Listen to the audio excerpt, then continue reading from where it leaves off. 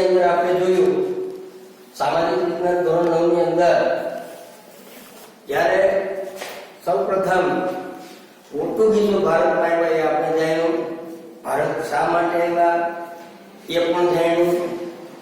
કયા પગલે આવ્યો અને કોના દરબારમાં આવ્યો એ પણ આપણે જાણ્યું.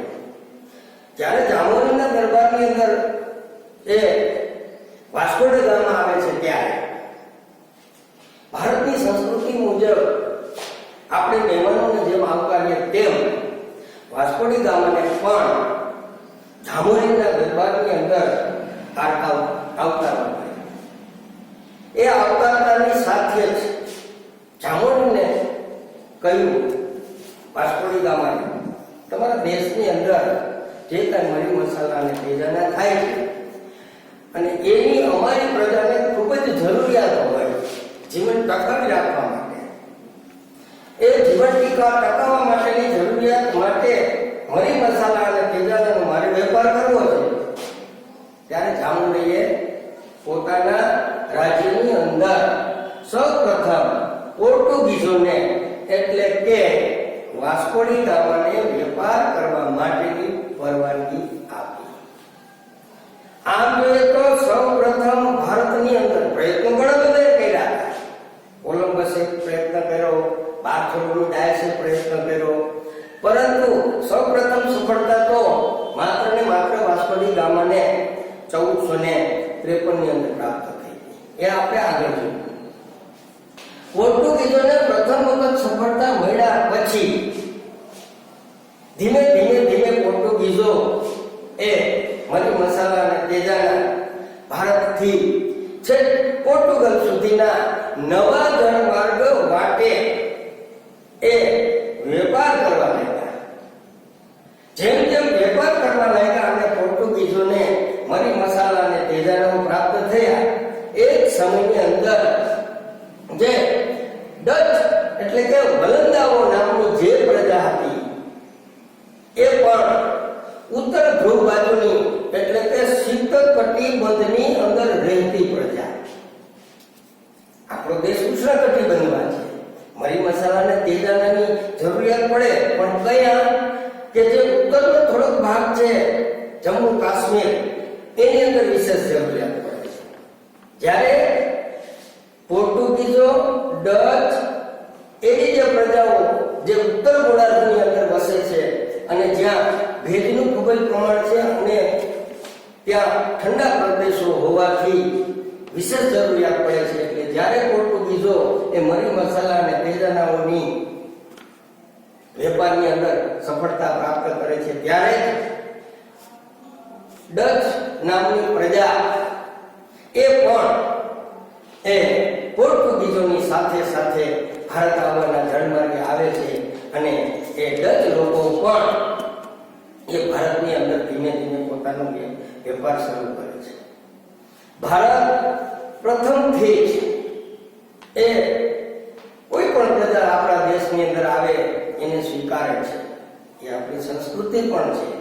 પણ 10માં જશું ત્યારે ભારતની સંસ્કૃતિ વિશે આપણે શીખવાનું છે. ત્યારે આપણે ભારતની અંદર કોઈ પણ પ્રજાને વર્ષો થયા આવવા દેવાની ના પાડતા નથી. એ આપણી સંસ્કૃતિનો પ્રથમ પાયો છે. એની સાથે સાથે જે ડેનમાર્ક નામનો દેશ છે એ ડેનમાર્કની અંદરથી પણ ડેનિશ નામની પ્રજા એને પણ મરી મસાલા અને તેજાનાની જરૂરિયાત પડી અને એ પણ પોર્ટુગીઝોની પાછળ ડચ અને ડચની પાછળ ડેનમાર્કથી ડેનિશ લોકો ભારતની અંદર પોતાના માટે જે મરી મસાલા અને તેજાનાની જરૂરિયાત છે એના માટે એ પ્રજા પણ આવે છે. આમ ધીમે ધીમે ઇંગ્લેન્ડની મહારાણી એલિઝાબેથ એ ઈસવીસન 1600 ની અંદર પોતે જ્યારે રાજ્યગાદીએ બેસી છે ત્યારે ઇંગ્લેન્ડ એ પણ શીતકટિબંધનો પ્રદેશ. રાણી એલિઝાબેથને એમ થયું કે મરી મસાલા અને તેજાના માટે આપણે ડેનમાર્ક, ડચ લોકો અને પોર્ટુગીઝોને કેવું પડે છે ત્યારે આપણામાંથી પણ કોઈ સાહસ જાય ભારતની અંદર અને ત્યાં જઈને વેપાર કરે એની પહેલા ઈસવીસન 1600 ની અંદર જ ઇંગ્લેન્ડની અંદર ઈસ્ટ ઇન્ડિયા કંપનીની સ્થાપના થઈ. ઈસ્ટ ઇન્ડિયા કંપની, ઇન્ડિયા એટલે તમને ખબર હશે કે ભારત, એ કંપનીની સ્થાપના થઈ. એ સમયથી કંપની સરકાર, અંગ્રેજો સરકારના ઘણા બધા નામ હતા. બ્રિટિશ સરકાર, કંપની સરકાર, અંગ્રેજ સરકાર. એટલા માટે આપણને ભારતનો ઇતિહાસ સમજવો થોડો અઘરો પડી જાય. ક્યારેક ટ્રીટીની અંદર આવી જાય કંપની સરકારે આવા પગલા ભર્યા, ક્યારેક ટ્રીટી આવી જાય અંગ્રેજ સરકારે આ કાર્ય કર્યું, ક્યારેક એવું આવે કે અંગ્રેજ સરકારની અંદર આ નામનો જે અંગ્રેજ થઈ ગયો એને આવા કાર્ય કર્યા. આમ ધીમે ધીમે જોઈએ તો ઈસ્ટ ઇન્ડિયા કંપની એટલે ભારતની અંદર જે કંપની દ્વારા ભારતની અંદર સૌપ્રથમ વેપાર કરવા માટે ઇંગ્લેન્ડથી જે શરૂઆત થાય છે. ઇંગ્લેન્ડમાં ઈસ્ટ ઇન્ડિયા કંપનીની સ્થાપના 1600માં થયા બાદ વિચારણા કરતા 8 જેટલા વર્ષ ચાલ્યા ગયા.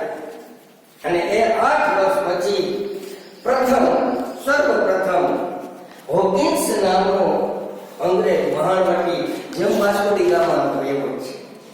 વાસ્કોડી ગામે જેમ ભારત આવવાનો નવો જન્માર્ગ જોયો એમ ઇંગ્લેન્ડથી સર હોકિન્સનું પહેલું વહાણ એ ભારતના દરિયા કિનારે, અને ભારતના દરિયા કિનારે આવ્યા પછી એ ફરી પાછો ઇંગ્લેન્ડ જાય.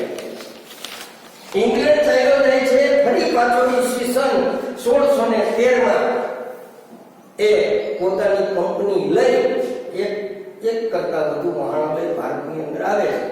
અને ભારતની અંદર આવ્યા પછી એ પોતાના જે મરી મસાલા અને તેજાના જે ગોડાઉનો બનાવવાના, એ ગોડાઉનો સર્વપ્રથમ એને સુરત, ભરૂચ, અમદાવાદ આવી જગ્યાએ મોટા ગોડાઉનો બનાવી માલ ત્યાં પોતાનો ભરી અને ઇંગ્લેન્ડ મોકલવા માટે સુરતનો દરિયાકાંઠો એને પ્રથમ પસંદ કર્યો. અને સર્વપ્રથમ સુરતની અંદર એને પહેલી કોઠી સ્થાપી.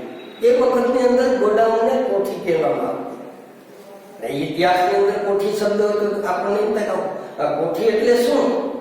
અનાજ ભરવાની કોઠી નહીં. એ સમયનો શબ્દ હતો કોઠી એટલે ગોડાઉન. અંગ્રેજો એને ગોડાઉન કહેતા, આપણા દેશના લોકો એને કોઠી તરીકે ઓળખતા. એટલે 1613માં સુરત, ભરૂચ અને અમદાવાદની અંદર પોતાના વેપારી મથકો સ્થાપ્યા. ધીમે ધીમે એ ભારતનો દક્ષિણ ભાગનો જે દરિયાકાંઠો એટલે ગુજરાતથી માંડી સૌપ્રથમ ગુજરાત, સુરત, ત્યાંથી ધીમે ધીમે છેક બોમ્બે સુધી એટલે કે મહારાષ્ટ્રના મુંબઈ સુધી એને પોતાનું વડું મથક બનાવ્યું.